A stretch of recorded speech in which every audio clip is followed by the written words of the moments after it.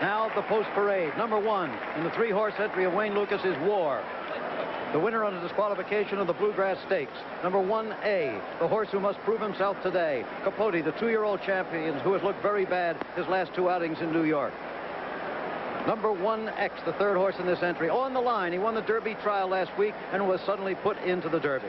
Number 2, the first half of the Leroy Jolly entry, is Gulch, winner of the Wood Memorial, at the peak of his game, and Bill Shoemaker is aboard. 2B, other half of the entry, Leo Castelli with Jacinto Vizquez, who twice before has won the Kentucky Derby for trainer Leroy Jolly.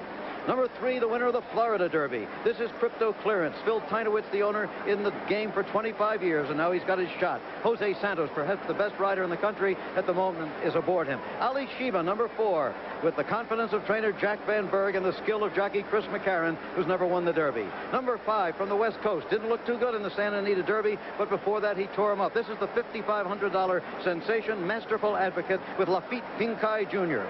Number 6 is Demons Begone, the favorite in the race, out of Arkansas, ridden by Pat Day, who's won everything at Churchill Downs and many times, but he's never won the Derby.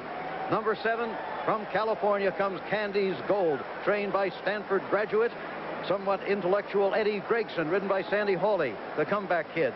Number 8, an overlay at 45 to 1, if we've ever seen one, is Chocolate, Edward Anchel's horse, ridden by Richard Migliori. Number 9 is Bet Twice, Bob Levy's horse, actually in the name of his mother, Blanche P. Levy, ridden by Jersey's Craig Perrette. Number 10 is Conquistadors. Remember, didn't expect to run today on the dry surface, but he is. Jerry Bailey aboard. Number 11, very impressive in Florida, 2nd in the Florida Derby, looked bad last week in the Derby trial. No More Flowers, Walter Guerra. Then the field horses. Number 12, out of Maryland comes Templar Hill, son of Temperance Hill, owned by the Cohitz brothers. There's 4 of them altogether. Greg Hutton aboard. Number 13, Momentous, the unbelievable story of the horse who crashed into the 8th pole and now runs in the Derby with Don Brumfield, a Kentucky veteran. Number 14, rounding out the field, Avies Copy, who may well set the pace in this race, ridden by Mickey Solomon. That, then, is the field for the 113th running of the Kentucky Derby. With me again, Charles E. Candy. Charles E., it's about as close to the race as we can get. How do you see it? Well, Jim, for the first time, I think we've got one of any 12 horses could win this race and not be considered an upset. I think the race is going to go to the rider who's able to make the most of the traffic situation, not lose ground, and keep his horse out of trouble. Both surprises, and the odds are very similar to the way they were an hour ago, so there have been no patterns to speak of in terms of any changes in the odds, any real late money to speak of at Churchill Downs.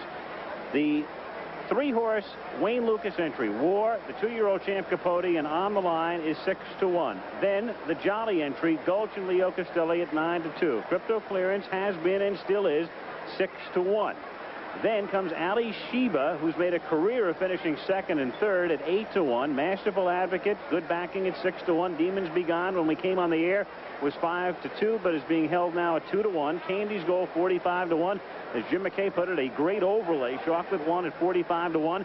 Bet Twice, not a bad bet at 10 to 1 if he runs back to prior form. Conquistadors at 50 to 1. No More Flowers at 50 to 1. And then the 3-horse field at 24 to 1. Now, your favorite horse, you want to know where he's breaking from. Here it is, another look now at post positions. That's the rail at the top of your screen. Crypto Clearance comes out of there, as did Ferdinand last year. War, number 2. 3rd is Alysheba. Hole number 4, Templar Hill. Look for Capote to get out quickly from 5. Gold 6, and Masterful Advocate to come out quickly from 7. Out of hole number 8, Leo Castelli. Then On the Line out of number 9. The favorite Demons Begone comes out of the 10 spot. Momentous 11, Candy's Gold 12. Chocolate 113 and Bet Twice 14. And from the auxiliary gate, Conquistadors, Avies Copy, and No More Flowers. The field and the post positions, and now back down to Jim McKay.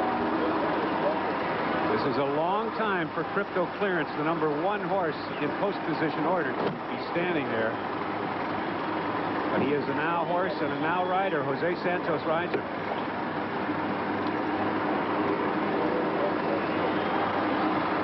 Bet Twice. 14 are in. Now to the auxiliary gate.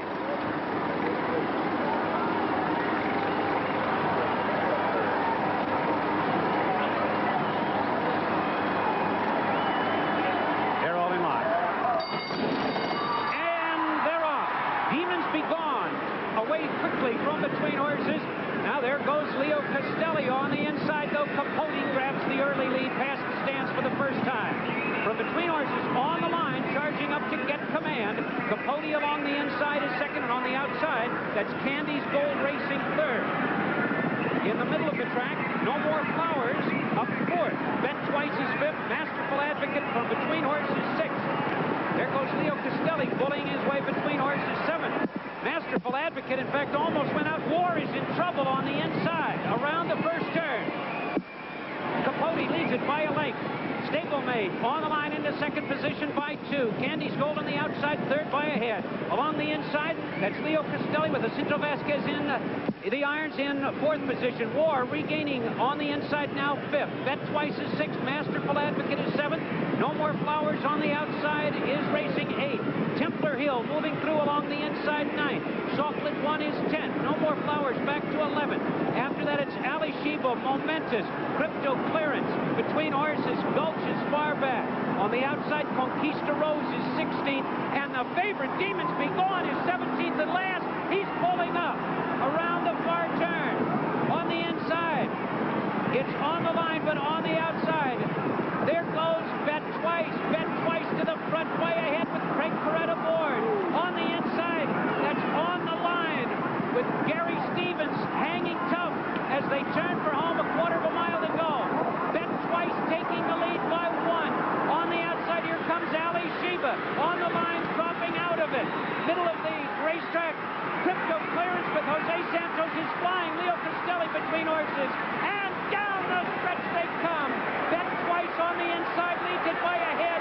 On the outside, here comes Alysheba. Alysheba with Chris McCarron to the front. Bet Twice back to second. Here's the finish. Alysheba wins it by 3 parts of a length. On the inside, Bet Twice finishing second. Avies Coffey with Mickey Solomoni, part of the neutral field, finishing third. That's the unofficial finish. Jack Van Berg was right. Alysheba did get his confidence back. The mile and a quarter in 2 minutes 3 and 2/5 seconds. There was a lot of trouble around the first turn, and the favorite, Demons Be Gone, pulled up. Well, it won't be Pat, it'll be Chris. Yeah. Oh, he broke down. Who is that? There's Demons Be Gone. Demons Be Gone being put in the track ambulance, the favorite for the Kentucky Derby. That's a sad story. Let's see what happened, if we can. Demons Be Gone, the favorite in the Derby. This is going down the backstretch here. Here's Demons Be Gone. Number He was 6. Far back early on. And as he proceeds down the backside, he evidently will take some bad steps. There he is, starting to pull himself up there. There have, Easing Charles, back. been those who said that those front leg bandages must mean that they know there's some weakness It there. made him suspect. It did indeed, and here you see him shortening stride ever so much. It does not look to be too severe. He did walk into the ambulance of his own accord, and we hope certainly that it is not terribly serious. Chris McCarron, can you hear me? Thank you. This is Jim McKay. Chris, congratulations. You couldn't be a more worthy winner. Tell him about what you have. Yeah. All right, well, I don't know. I got it squeezed a little bit going by the stands the first time, and I got a little further back than I wanted to be, but he ate up horses down the backside real well. And thanks, Judy. Chris, you had an unbelievable ride through the stretch. You flipped heels, actually, with Bet Twice, did you not? Flipping heel. Let's move him, Jeff. Right. The horse in the lead, Bet Twice, stuck out right dead in front of me. And I clipped his heels, almost fell. This colt's a real competitor to get up on his feet again like that and go on and win the race. A tremendously game effort by Alysheba. Congratulations, Chris McCarron. Thank you, Charleston. Okay. Chris McCarron, who turned the world on its heels as a young rider in Maryland, went to California, coming off an injury, a broken leg, not very long ago either. Some people wondered if he was up to the grueling pace of a Derby. All right, now, Jim, watch this replay. Now, there's Bet Twice. He's got the lead. Now, watch Alysheba. He makes a move up here. This is already, I believe, after the incident had happened. He had a very rough trip earlier in the stretch, but as Chris said, he pulls himself back together again very gamely and passes Bet Twice to give Chris McCarron and Jack Van Berg, both Hall of Famers, both their very first Kentucky Derby win. Okay, the order of finish is still unofficial, but it is, as you see it right there. Okay, Avy's Copy finishing a most surprising third.